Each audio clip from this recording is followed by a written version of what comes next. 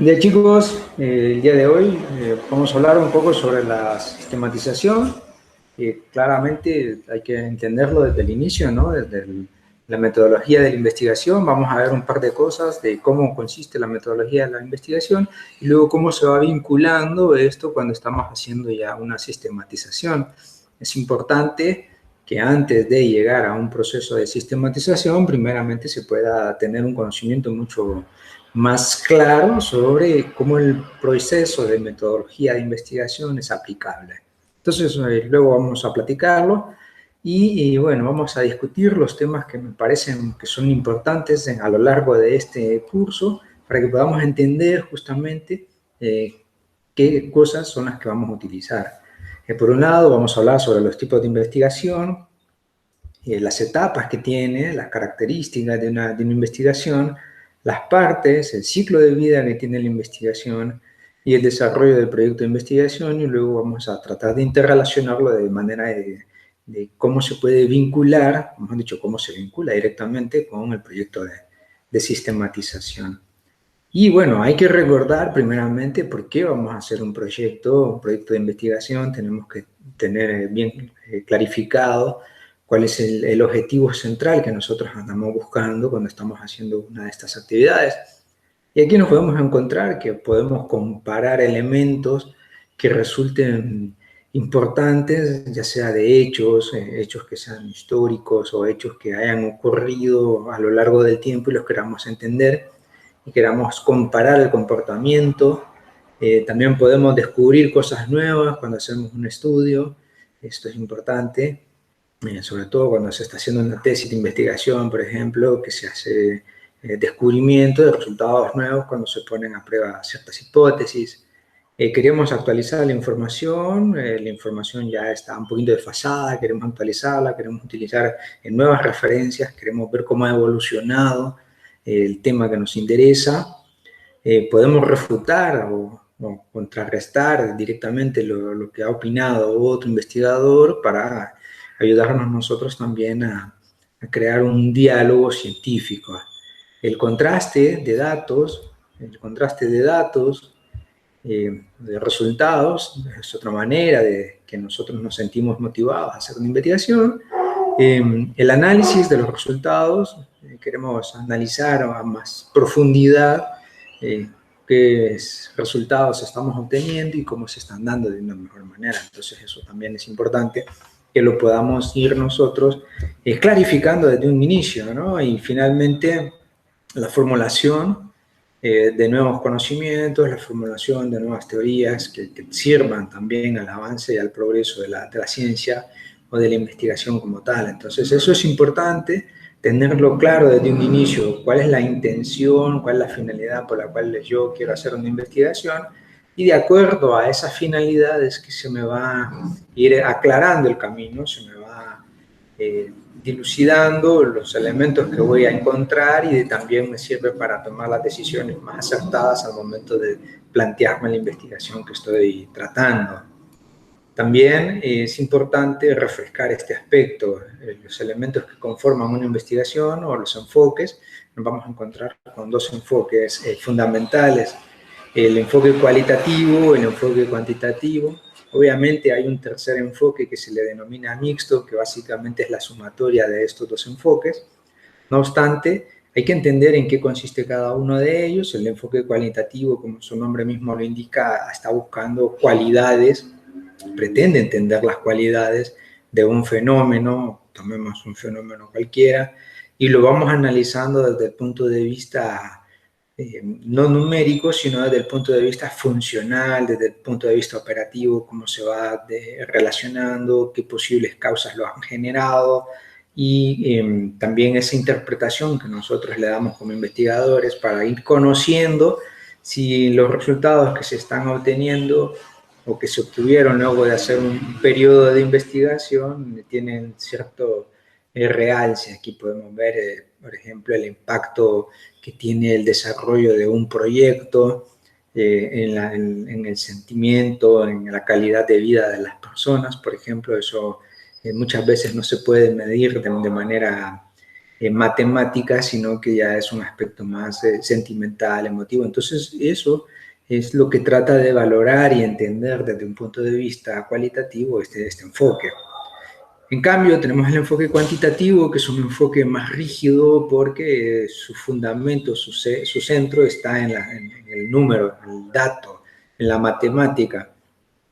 Obviamente es mucho más preciso porque trata de hacer mediciones y cuando estamos hablando ya de números, pues obviamente tenemos esa ventaja, ¿no? Que el número da el resultado, no hay manera de interpretarlo de otras formas y entonces eso tiene esa particularidad. Eso sí, puede ser hasta cierto punto restrictivo porque no da la oportunidad a tener una interpretación más allá del valor o del dato en específico del comportamiento de una variable medible, a diferencia del enfoque cualitativo que sí incluye aspectos que lo hacen pues más amplio. No obstante, cada uno tiene sus ventajas y sus desventajas, no obstante, cada quien utiliza aquel en el que se sienta más cómodo. Los métodos de investigación, bueno, tenemos un montón de métodos de investigación que son bastante útiles para que el investigador pueda incorporarse o introducirse en el mundo de la investigación y tener un panorama muchísimo más profundo. Partimos obviamente de una base de los enfoques de la investigación y los métodos pueden ser de estas categorías y obviamente estas categorías mismas que se pueden ver van a ir variando y pueden ser de cualquiera de los enfoques. Lo realmente importante aquí es cuál va a ser el comportamiento que va a tener el investigador, si va a introducirse directamente en el fenómeno para tratar de entenderlo desde su funcionamiento, desde dentro, o si bien va a descomponer ese fenómeno en pequeñas secciones y tratar de analizar cada una de ellas o analizar aquellas secciones que les resulten de mayor interés. Entonces, básicamente para eso consiste el método de investigación, para brindar un comportamiento que va a tener el investigador con respecto al fenómeno que está analizando.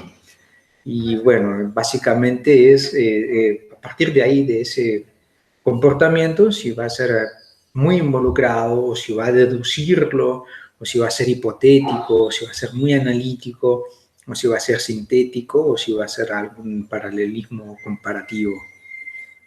También parte de los tipos de investigación nos vamos a encontrar dos, digamos, enfoques, como los tipos de investigación, no hay que confundirlos con los enfoques de investigación, sino con los tipos, de acuerdo a estas características, que podemos encontrar acá en una investigación que puede tener un comportamiento de pura o básica, también se le denomina, y también podemos encontrar una investigación que tenga un comportamiento de una investigación aplicada, cada una con sus características.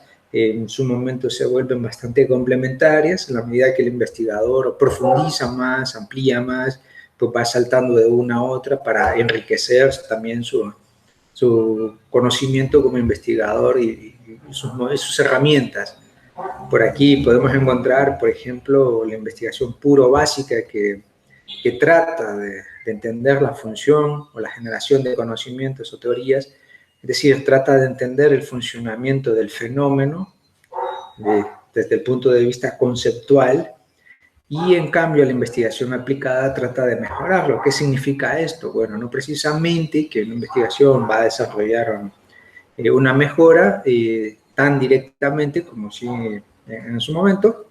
No obstante, la investigación aplicada va a tener esa ventaja que genera herramientas, que genera conocimiento nuevo, ya más actualizado, que puede ser utilizado para el conocimiento. Entonces, aquí tenemos una relación, digamos, circular, donde la investigación pura genera conocimiento, la investigación práctica aplicada genera esa praxis para poderlo desarrollar, y al final, pues, está ese círculo que vuelve a la aplicada, a la básica, porque lo que pretende es generar conocimiento, yo lo aplico, veo si me funcionó o no me funcionó y lo voy generando más conocimiento. Entonces, esto es básicamente una rueda donde el conocimiento básico sirve para entender el fenómeno puede ser de cualquier tipo, de cualquier categoría, Y la aplicada, pues, se parte, obviamente, de un conocimiento básico, de un conocimiento teórico, para aplicarlo ya en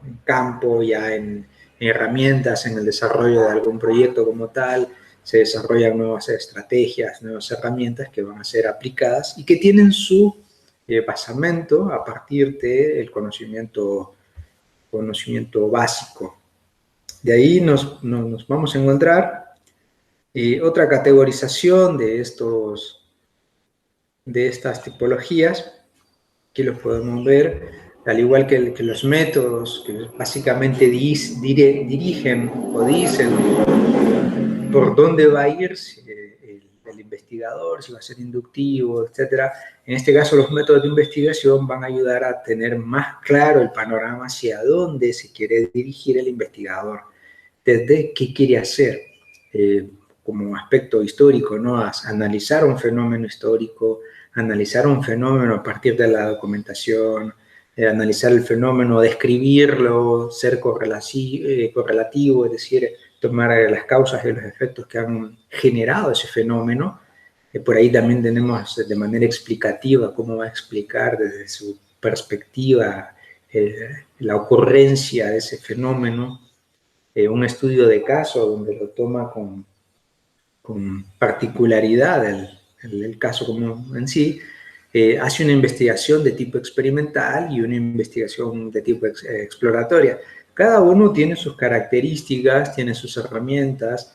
No obstante, lo importante acá se centra justamente en saber hacia dónde se va a dirigir la investigación. Por un lado, veíamos el comportamiento y por otro lado vamos a ver el tipo de investigación o lo que va a generar, ¿no? Desde ese análisis, desde los análisis históricos del fenómeno hasta la exploración del fenómeno para tratar de entenderlo de una manera que sea mucho más clara para el investigador. Y obviamente esto llega a un punto más alto, que es la comunicación de los resultados. Es decir, la comunicación, una vez de encontrados los hallazgos, pues hay que darlos a conocer. Entonces ahí es la importancia de los tipos de investigación.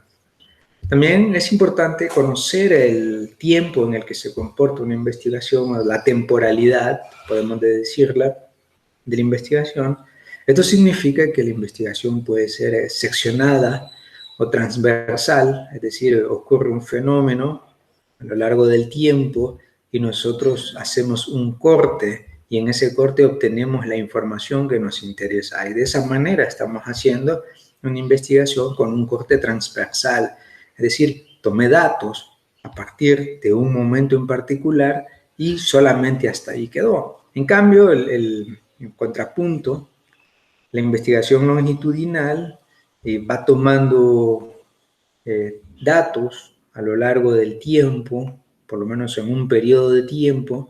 Entonces, obviamente va a tener mayor precisión porque va a analizar cómo se puede comportar ese fenómeno. Por ejemplo, podemos hacer un análisis donde vemos que en la medida que pasa el tiempo tenemos un crecimiento, no sé, poblacional, qué sé yo, o de un fenómeno, luego pues hay un decrecimiento.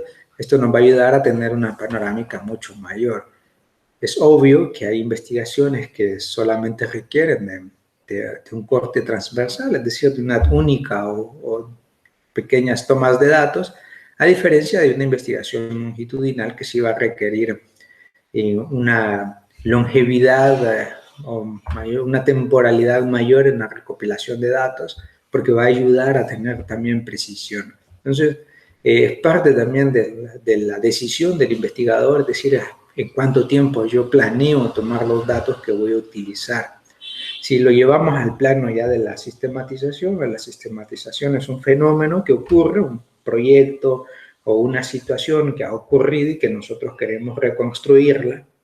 Entonces ahí vamos a tener que tomar decisiones. Si yo tomo datos de manera transversal, es decir, un único momento y trato de reconstruir todo ese fenómeno, o bien vivo en el fenómeno como tal, vivo en el proyecto y voy obteniendo datos a lo largo del desarrollo del mismo. Entonces son dos parámetros que van a ser de utilidad para el investigador. El ciclo de vida de la investigación es muy importante, esto lo podemos encontrar en distintas maneras, cada quien tiene un estilo diferente para plantearse estos elementos, es un poco abierto hasta cierto punto, pero lo más importante del ciclo de vida es entender por dónde se van a desarrollar las mayores etapas, desde la idea, desde la concepción de la idea hasta la publicación o la divulgación final. Entonces tenemos 4 etapas que me han parecido que son las más acertadas al momento de elaborar un proyecto de investigación. Esto puede ser aplicable también al momento de hacer una sistematización o al momento de hacer una tesis, por ejemplo, es muy aplicable.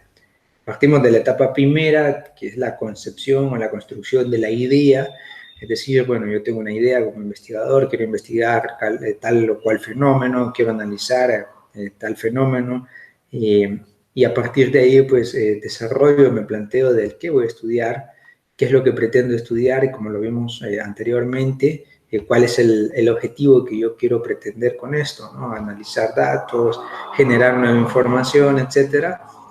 Y una vez que ya tenemos claro hacia dónde, la idea que tenemos y hacia dónde vamos a dirigir la investigación, pues pasamos al siguiente elemento, que es la etapa de diseño. Ya es una etapa un poquito más larga, porque nos permite a nosotros tener claro todo el sistema que vamos a utilizar, las herramientas, vamos a tener las temporalidades en las que vamos a levantar esa información. Entonces todo eso nos va a servir a nosotros como pauta para poder desarrollar una investigación. Partimos de la idea, pasamos a la pauta, al diseño, donde se sustenta la información que vamos a utilizar.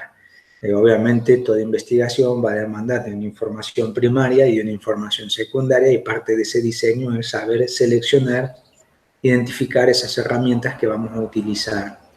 Y de ahí pasamos a la etapa 3, o a la fase 3 del ciclo de vida, que sería la planificación, donde vamos a establecer un plan de trabajo, vamos a definir los tiempos en los que vamos a hacer el proyecto, vamos a definir los elementos que vamos a utilizar, vamos a definir el equipo de trabajo, si es que vamos a estar solos o con un equipo de trabajo, cuáles van a ser los tiempos en los que vamos a relacionarnos o hacer visitas a campo para poder obtener la información. Entonces, esa etapa tercera es la planificación. Obviamente va incluido el presupuesto, donde vamos a diseñar un presupuesto, cuánto vamos a gastar en desplazamientos, en alimentación, en impresión de documentos, etcétera. Todo eso va en esa fase de planificación, porque es el cómo lo vamos a ejecutar. Y por un lado, ¿qué vamos a ejecutar? Por el otro, ¿cómo lo vamos a ejecutar? Y ya una vez que tenemos todo esto claro, bueno, saltamos a la etapa 4, que es de la publicación, que es una etapa que nace precisamente de la obtención de los datos en campo, es decir, ya levantamos la información en campo y luego pues ahora la vamos a depurar esa información, la vamos a recopilar, llevar a la base de datos, vamos a depurar aquella información que nos es útil y aquella que no, y luego, después de esa depuración, pues hacemos todos los análisis que le vayamos a hacer, ya sea el enfoque cualitativo o cuantitativo, ya sea una investigación de un tipo básico o de tipo aplicado, según sean los objetivos que se planteó el investigador de manera inicial. Y una vez que ya va depurando, analizando datos, construye el material de divulgación, el material de publicación, para posteriormente presentar los hallazgos que encontró. Entonces, este viene siendo el ciclo de vida que va a tener todo proyecto de investigación, que me parece es muy acertado a partir de manera ordenada. Muchas veces la gente tiende a confundirse o a estancarse en ciertos momentos debido a no tener quizás muy clara la etapa en la cual se encuentra, o quizás saltar de una etapa a otra sin llevarlo con orden. Entonces, esta sería también parte de una recomendación.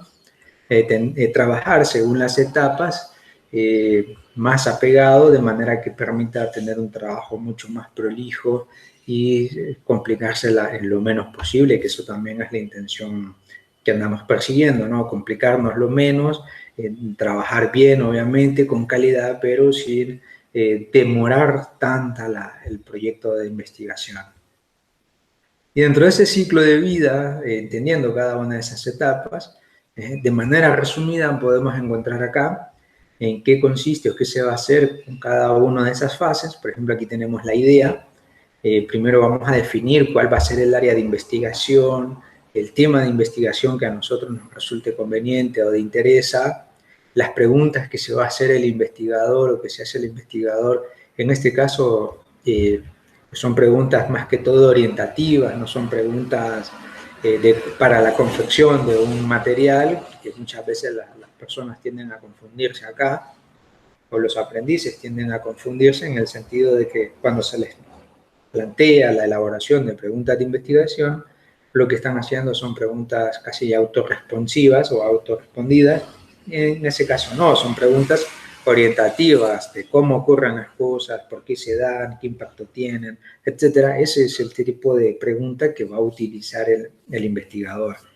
Luego las hipótesis, cada enfoque, hay que hacer una especie de paréntesis aquí o asterisco. En las hipótesis de investigación son aquellas suposiciones que se hace el investigador que pueden o no ocurrir de acuerdo al análisis que quiera hacer del estudio. Ahora, las hipótesis de investigación van a ir o no, van a ir en dependencia del enfoque que se elija. En la mayoría de los casos es preferible establecerse una hipótesis y luego irla contrastando con los resultados y a obviarla, ¿no? Que existen muchos factores que pueden ayudar a obviar la investigación, sobre todo en un enfoque cualitativo, puede ir o no ir. No obstante, la recomendación básica sería establecer una hipótesis de investigación con la cual contrastar los resultados. Es decir, al inicio yo me planteo una hipótesis, esto puede ocurrir de esta manera o esto se está generando de esta manera, y al final, pues yo, al obtener las conclusiones finales, los resultados finales, puedo decir si la hipótesis que me planteé era válida o no. Y de ahí construyo los objetivos, estos que encuentro por acá, los objetivos con las características que tienen cada uno de ellos, que tienen que ser objetivos muy puntuales, muy claros, bien establecidos. Estos objetivos van a ayudar a que tengamos muy en claro hacia dónde va la investigación, qué cosas vamos a estudiar, porque un tema puede ser muy amplio. Por ejemplo, aquí lo podemos ver, un pequeño ejemplito.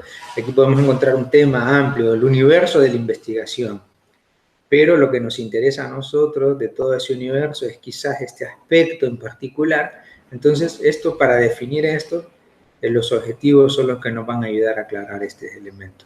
Es decir, no divagar, no saltarnos a ir a tratar de averiguar o investigar elementos que no son necesarios, sino centrarnos únicamente en aquellos aspectos que consideramos que son elementos puntuales del tema. Ya si hay otros puntos que no quisiéramos dejar por fuera, entonces ahí hacemos una posterior investigación para tomar otras aristas de ese mismo fenómeno, o que otro investigador se haga cargo de analizar elementos dispersos o diversos al tema que nos interesa. De esta manera estamos haciendo que la investigación se vuelva precisa, que no haya confusión en la obtención de resultados, y obviamente que la temporalidad, sobre todo para el aprendiz, se reduzca en cuanto a la elaboración de una investigación. De ahí tenemos el diseño. En el diseño construimos el problema de investigación, es decir, el fenómeno, lo describimos, el fenómeno de investigación, más o menos el impacto que está generando, por eso se le denomina problema, y a partir de ahí vamos a definir esa información que nos va a sustentar por acá la fundamentación y por acá la justificación. Es decir, al entender el problema podemos fundamentarnos. En este caso vamos a utilizar el mayor porcentaje de información secundaria que nos dé esa validez y que nos haga por lo menos entender el fenómeno en su total globalidad, y de ahí la justificante. Me gusta resumirlo en una sencilla pregunta, ¿no? ¿Por qué elaborar la investigación? A esas pues le podemos agregar varias subpreguntas. Los aportes que va a generar es parte de la justificante. ¿Qué aportes desde el punto de vista teórico, desde el punto de vista metodológico, desde el punto de vista conceptual, qué cosas nos va a aportar la justificación o la investigación que estamos haciendo? Y como mencioné antes, nos vamos a encontrar acá la metodología de trabajo en la parte de la planificación, la metodología de trabajo, qué materiales, qué herramientas vamos a utilizar para poder confeccionar la investigación, llevarla a campo, aplicarla, levantar los datos, etcétera. Bajo qué muestra vamos a aplicar esas herramientas, es decir, yo encuentro el universo de estudio, que es esto, y ese universo pues me interesa a cierto grupo de personas que son las que están más enteradas o que son mis informantes clave para obtener la información que necesito al momento de esa investigación. Entonces, bajo esa muestra, yo aplico el instrumento que voy a utilizar independientemente de cuál sea, ahí yo lo aplico. Establezco el cronograma, es decir, los tiempos en los que voy a trabajar, en los tiempos en los que yo voy a destinar para elaborar X o Y actividad y finalmente el presupuesto, ¿no? Un presupuesto bien desglosado, bien claro, que sirva para tener también un objeto de gasto que se vaya controlando con el tiempo. Hay investigaciones que pueden resultar baratas o que no demanden un alto costo y otras pues que sí van a requerir un costo mucho más elevado, que requieren inclusive de equipos o maquinarias específicas. Entonces se va a comportar el presupuesto de acuerdo a cada tipo de investigación. No obstante, sí es importante ponerlo, sí es importante tener bien definidos estos elementos que sirvan para que el investigador, en el momento de analizar el fenómeno, pueda hacer uso pues, de cada uno de los recursos de la mejor manera o de manera acertada. Y finalmente, bueno, la publicación, como ya mencionado anteriormente, nace con el levantamiento de los datos en campo, el análisis y depuración de los resultados, el establecimiento de las conclusiones. Si las conclusiones hacemos el contraste, lo podemos ver con las hipótesis, las conclusiones dan o no dan, los resultados son o no son, los resultados fueron mejores o peores que lo que se había planteado hipotéticamente. Ya una vez que tenemos todo eso, redactamos el informe, el documento y presentamos los resultados. Este sería el canal o la ruta de trabajo que vamos a utilizar para poder elaborar cualquier proyecto de investigación, cualquier proyecto de sistematización o para elaborar la tesis. Yo sé que algunos están ahí próximos a hacer una tesis, entonces también les puede servir el mismo canal de trabajo.